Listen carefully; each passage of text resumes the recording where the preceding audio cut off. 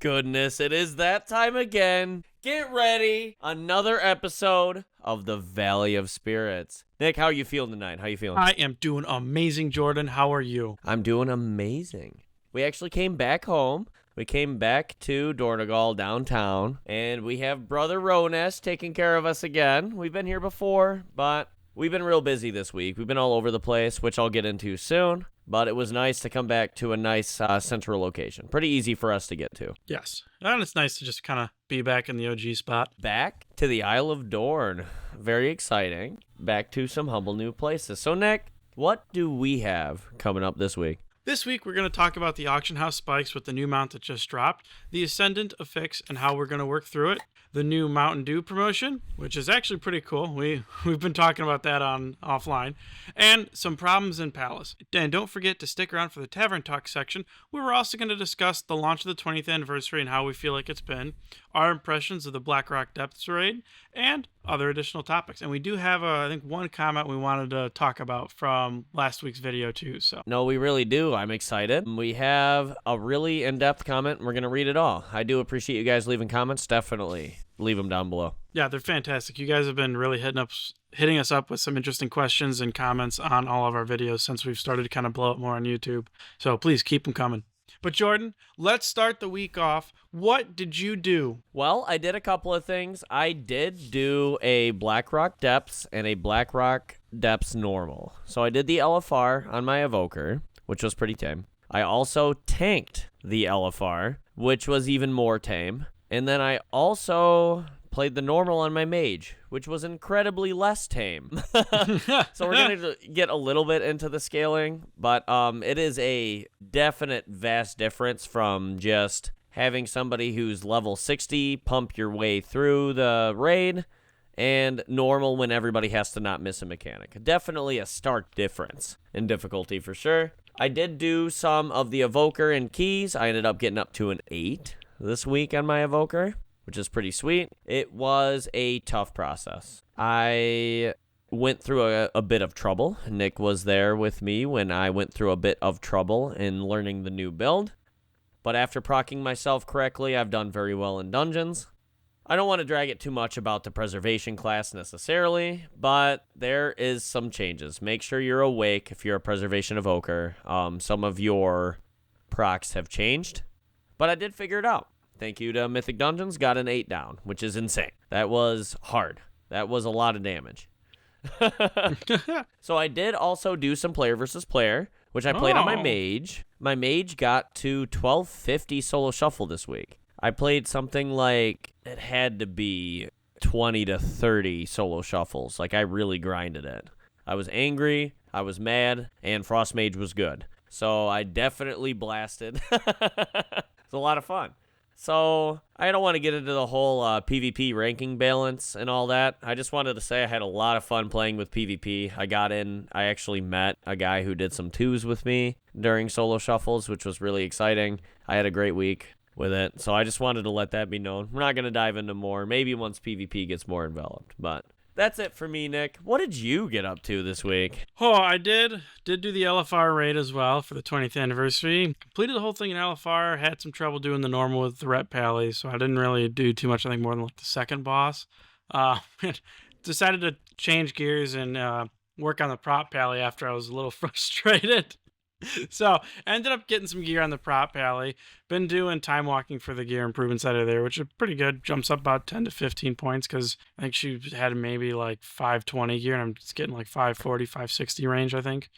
Time walking raid, LFR gear, super easy. Do the time walking LFR for sure. I'll have to try that. I haven't done that one. It's been interesting trying to relearn how to tank while also doing the Nerub'ar Palace, because there's times where I'm sitting there playing a paladin and going, why am I not smacking A as hard and B as often? And I have to remember I'm tanking. I don't have haste anymore. And yeah, mitigation rotation too. Yep. So but that's pretty much been my week. It's just been swapping between the two paladins and trying to push either in mythics and stuff on the rat or getting the tank up so that way we can start having that extra tank slot available if we need it on normals or whatnot. But that's been pretty much my week. Jordan, how has the guild done this week? Well, we did have an interesting low turnout. I didn't do the best job announcing. The I guess I figured everybody would be listening to the podcast. What an assumption, right? But so we didn't have a good turnout, so we ended up doing a Mog run. We did Firelands, we did Dragon Soul. Oh, Dragon Soul. And then we actually had Nick show up a little bit later. Yeah. And we did do Warlords of Draenor runs. We did Hellfire Citadel, and we did Blackrock Foundry. Not BRD, but BRF, right? So it was cool. We went back, did some Mog runs. It was nice. It was a good memory lane, actually. I had a blast with it. I played Draenor on a bit more of a competitive level, and it was really nice to experience it, walk through Blackrock Foundry and get the engineers next to the doors and be like, man, this fight used to make me rip my hair out. Now we're just surviving everything. Yeah. It was really interesting. I thought it was a lot of fun. I love doing old content. It's always enjoyable. Yeah, and revisiting it, right? Yeah. It's like nostalgia. Well, it's crazy. You forget hey, I didn't pick up that one transmog forever ago. Now I have it. Yeah, a lot of mogs. You loot all kinds of items, which is sweet. By the way, if you go back and do old raids, you know how you loot plate and cloth and leather pieces and mail. So those all join your collections, right? Which is really exciting. There's so much reason to go back and do old content, especially now that they fixed most asterisk of it. There's still some problems, but most asterisk of it is fixed, and so it's really exciting to go back. You can even do Shadowland stuff. It's really exciting. But let's get on to the topics. Let's hear what they really want to talk about. So, Nick. Yes. You have a good bit of a dive on the impact of the new $90 Brutosaur on the WoW token. Yeah, I thought this was super interesting. I have a minor in economics, so for me this stuff tickles my brain. But so to celebrate the 20th anniversary, Blizzard launched a new mount called the Reigns of the Traders Gilded Brutosaur, which is only to be bought on the store, so it's not for in-game purchases, and it costs the cold hard 90 USD, which I think is the most expensive mount they've launched. I'm not sure on it that is. One. Is it? Okay. 100% it is. Personally, ridiculous. I think it's ridiculous, but that's my opinion. Then don't buy it, right? Yeah, exactly. Anyway, exactly. We'll get to that. You better listen to the Tavern Talk. We're going to dive hard Yeah, we're staying into factual on this. This is just the news. But it's also gotten some people up in arms about has done to the WoW token market. For those who don't know how the WoW token works, for the price of a month subscription, you can purchase a WoW token. This lets you either apply it to your game time or you can sell it in the auction house for gold, which due to supply and demand of the auction house, it does adjust the price. So sometimes it's an easy way to really bankroll some gold into your characters. And we're not saying Blizzard does or does not print these tokens, but anyway. But also, so when you do buy these tokens, they do also add Now, when you buy a token, it does add to your battle net balance, which is how people are buying the new mount with tokens. Since it's a store purchase, our wily auction house players have taken to utilizing tokens to purchase this mount, which in total requires 6 tokens to buy. And now, for the US, at time of recording, when I did a bit of research on it, it's going to cost you about 1.25 to 1.7 million gold to buy those tokens. And in the EU, it's 2.1 to 2.6 million gold. It depends on when you buy the token, because what we're seeing actually in the last few days of this is that they have hit the hard cap on the increase and decrease for the token itself, like the programmed hard cap for it.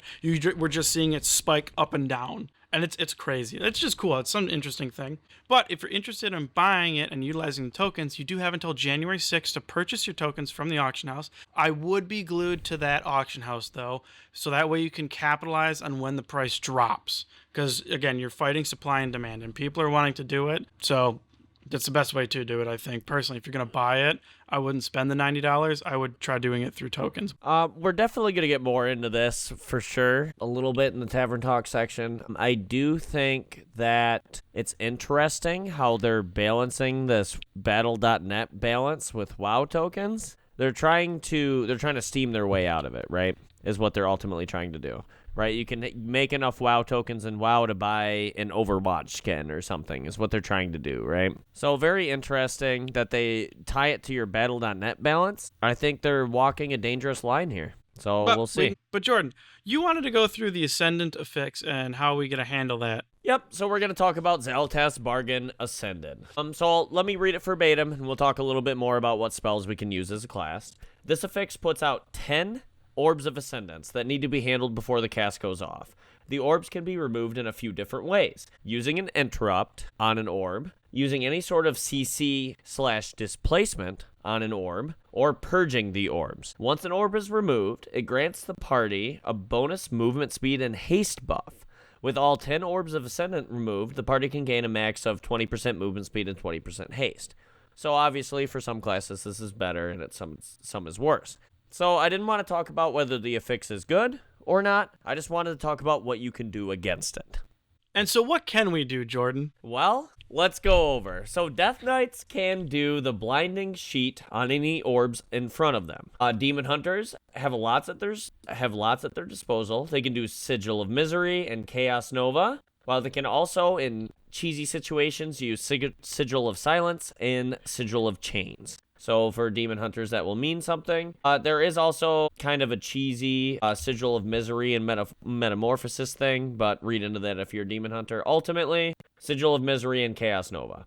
Druids have Typhoon and Incapacitating Roar, which is busted. Evokers have Tail Swipe and Wing Buffet on long cooldowns, and Hunters have Bursting Shot, and then you also have High Explosive Trap or Implosive Trap you can use. And there's also a Tranquilizing Shot if you spec for it. And if you spec into Kudo Tranquilizer, there's another one. Mages have Blast Wave, Supernova, or Dragon's Breath, depending on talent choice. Mages have not only Blast Wave, but they have Supernova or Dragon's Breath, and you should probably pick Supernova because it's way easier to land. Monks have Leg Sweep and Ring of Peace. Ring of Peace, oh my god. Ring of Peace is so good. Paladins, yeah, man. Ring of Peace. Paladins have Blinding Light. Protection Paladins also have a few different options here, including Avenger's Shield and Divine Toll. Priests have Psychic Scream and Mass Dispel. Psychic Scream being on a 45-second cooldown, so keep that in mind. Rogues' only way to handle this affix is by using Blind, but they can gain the AoE benefit from using Airborne Irritant, but it won't cleave off the orbs for some reason, which actually I wanted to talk about that a little bit. It probably should. That should probably work for rogues, but we won't talk about that in the Tavern Talk. Shamans have a few ways to deal with this affix. They have Capacitor Totem and Thunderstorm. I mean, Shamans being utility, and then we have Warlock with Shadow Fury. So we get to Warrior. We talk about how Warrior is not the best utility class, and the only thing they have is Shockwave, which is a good cooldown. It's a pretty short cooldown, so I guess we'll take it. But you should use your Warrior as an emergency, right? Your backup, because his Shockwave ain't going to be up. So that's all I want to talk about. I wanted to name some of the spells you could use, some things to pay attention to coming forward with that affix. Wanted to make sure people are paying attention to our orbs, for sure, coming up this week. So another thing, I'm going to bridge myself. Another thing that we have coming up is the Mountain Dew promotion. So Nick, you got a truck backing up, right? You're backing the truck up of the Thrall Mountain Dew. Well, I mean, hey, it is the only time that we get to be significant in World of Warcraft. We get to go on a can. We're on the can. Woo! Go Horde. Oh, man. There are some good rewards from this. You did a way better job of looking up the non-World of Warcraft rewards, so why don't we start with that? Well, I mean, I didn't go through it, but the games you can get rewards for, Diablo IV, Madden 25, Elder Scrolls Online, actually, too. And I thought this was a little interesting. Microsoft Flight Simulator, I think there's an aircraft, you can get one aircraft. Yeah, which I actually haven't looked into the significance or how cool that is, but hopefully it's fake as fuck, and they're like driving a fictional vehicle. That sounds really cool. But the important part that I wanted to cover is you can get this thing from the Mountain Dew promotion. Oh, yeah. Called the Hellforged Blaze Cycle. And Nick, how cool is this thing look? Oh, it's awesome. I do not really drink pop, and I especially don't drink Mountain Dew, but I am going to be going after this thing. Yeah, it looks amazing. Imagine being an orc rolling up on your, Hellfire freaking motorcycle. Like, that's awesome. Well, even then, you could use it for Halloween time and ooky spooky stuff. It is spooky. That's what I would ooky do. Spooky, yeah. When the holidays roll around, my transmogs tend to match the holiday, and my mount has to match my transmog because I'm that type of person. Right. So disclaimer, don't get diabetes to get the mount, but I might buy some Mountain Dew to try to get it. So as we learn more about this promotion, I'm surrounded by diabetes. Right. As we learn more about this promotion, we'll teach you better ways of manipulating it. But as of right now, it looks like getting diabetes is the requirement. I'm gonna give you diabetes. Well, you can also get, it's not just Mountain Dew. There's also Rockstar Energy and Doritos products so it's specially marked stuff. You know, if you see... And Dorito, yep. Yeah. So it's like, I think it's Xalatath and Thrall will be on the cans. Back the Lay's truck up. Beep, beep. Hey, we got Doritos coming in, baby. I got a whole truckload. Oh, I'm going to be buying a shit ton of Doritos. I'm back to my snacky self. Yeah, let's go. Honestly. World of Warcraft Doritos, let's go. It makes it taste so much better. I actually personally, when they announced this, I was so excited for it because it brought back... We're terrible, aren't we? Yeah. Like, it brought back the nostalgia of the, like... Do you remember when they did it the first... I don't know if it was the first time they did it. It was in Wrath was the first time. And Pepsi they had the cheesy out, commercials of, like, the person plays Alliance, the other one plays Horde, and, like, they fight in the checkout aisle and whatnot. Like, it was the coolest shit ever. I thought it was awesome. Well, definitely one of the best commercials. Oh man. So we just wanted to talk it out. We'll have a link in the description. We'll be talking about this Mountain Dew promotion more and more, but Nick and I are backing the truck up. So I know where my next Nick's got a truck full of Doritos. I got a truck full of Mountain Dew, you know. Hey, here's a great... I have a great idea for content for us, Jordan. No. I don't like where this is going. All we do is buy Mountain Dew and Doritos, and we just record until we get them out for both of us. Oh no, dude! We're doing like... You know how horrible that would be? What's the name of that thing they did against McDonald's? The Super Size Me? We're doing Super Size Me Pepsi edition. Oh my god! No, we're just going for the mount. Just for the views. Just for the mount. For the views. Oh man, please view us. I love you. Welcome to Costco. I love you. Welcome to the Valley of Spirits. I love you. That's how we should open up every time. Welcome to Costco. I love you. Anyway, let's get moving on. Jordan, there was an article. Problems in Palace is what you labeled it on the sheet. So what's going on with this? The lag and disconnect issues in Nerub'ar? Yeah, so I'm going to talk about my personal experience first with some lag issues. I have a 7900X.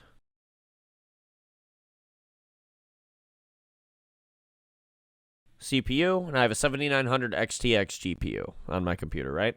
Pretty well equipped to handle things like World of Warcraft, right?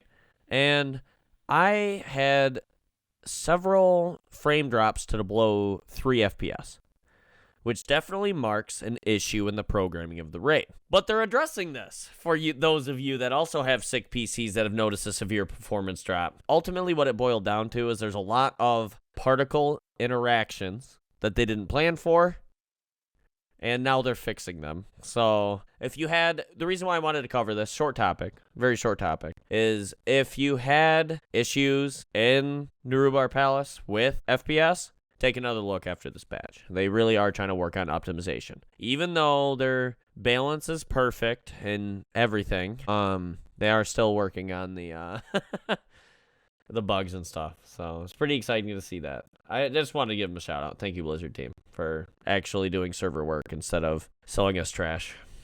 So the last thing I wanted to talk about that I have some personal experience with is I know 2 people that have experienced the guild bank problems. Yeah, we were talking about this. It's vastly frustrating.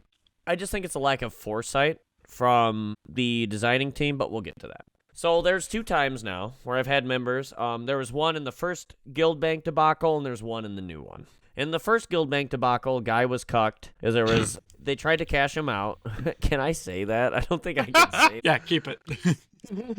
And so guy got cucked, right? And he never got his money back. And Blizzard, when he sent him a support article, was like, yeah, we can't prove you had the items or not. We have no way to do that. Oof. Which is like, what? And now it's happened again. There's another line of guild issues, and it's all because of the warband. I can understand their excuses. They don't want to unbiasedly make people tons of money by multiplying things. There's a lot of programming that goes into the warbands. I know they have the logs, guys. Let me be honest with you. I know that they know what was in that guild bank. They just don't have the resources to make sure every guy that lost guild shit can be fucking filtered through. They don't have the software to do that. Like, let me be honest with you, it sucks. It's awful. Blizzard should have never put themselves in this situation. They should have had enough foresight to program a good game that converts all their old stuff, but they didn't. And I don't want to get too far into this, but yeah, sorry, guilds. There will be more guild loss. And there's another issue of it. It's really sad. We'll have it linked in the description below, and they are doing their best. Let me be real with you, though. If you don't have a 200, 300-person guild, it ain't going to get fixed. Yeah, I think that's the bad thing, is that it's... And that's bad.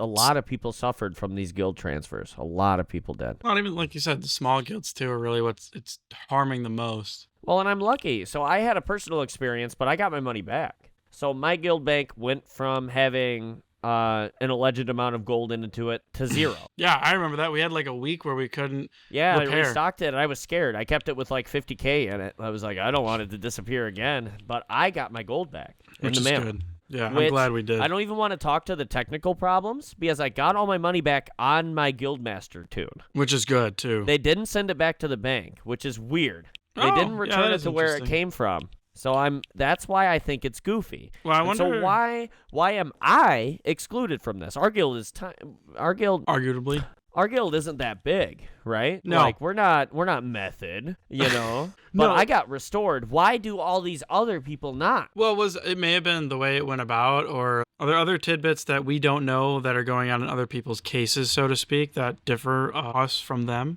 And there is a lot of things that are there's a lot of variables. Subjective wealth, right? Yeah. Like how much is that mount worth at this time, right? Things Right. like that.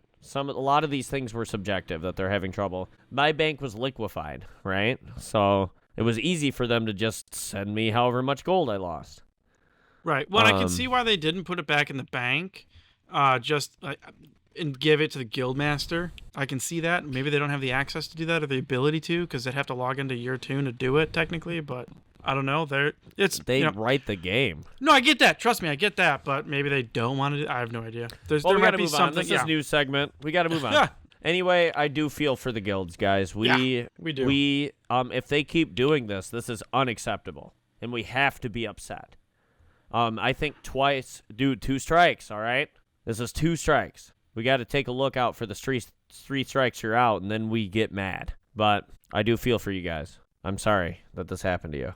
And it's not fair, but we are on 2 strikes now. So let's talk about what's coming up this week. Let's get talk a little about lighter. happy stuff.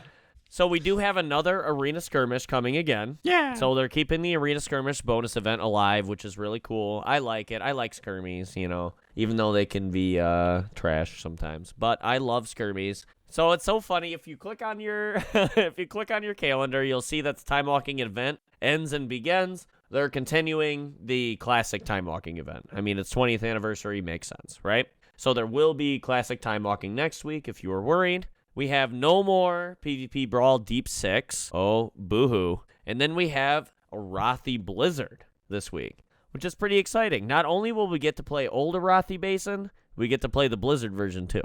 So kind of cool. Definitely worth taking a dip in, especially on, Double Honor on Skirmish Week. Make sure if you are interested in arenas, you give it a shot. Hey, maybe I'll meet you in there.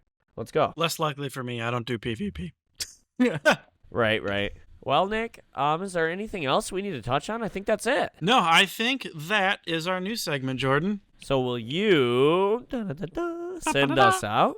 Yeah, can do that. Thank you for tuning in to another exciting episode of the Valley of Spirits. We're your hosts, Jordan and Nick, your go-to Horde players. Join us in Dornegal on the Mal'Ganis server and look up our guild, the Electric Boogaloo, for some epic adventures. Stay connected with us on social media. Follow us on Facebook and Twitter, or X as it is known these days, by searching the Valley of Spirits podcast. Don't miss out on another episode, and follow us on Spotify or anywhere you find podcasts. And check out our YouTube for additional content not found on our podcast platforms. Until next time, may your quest be glorious and your loot be plentiful. And as always, for the Horde. For the Horde!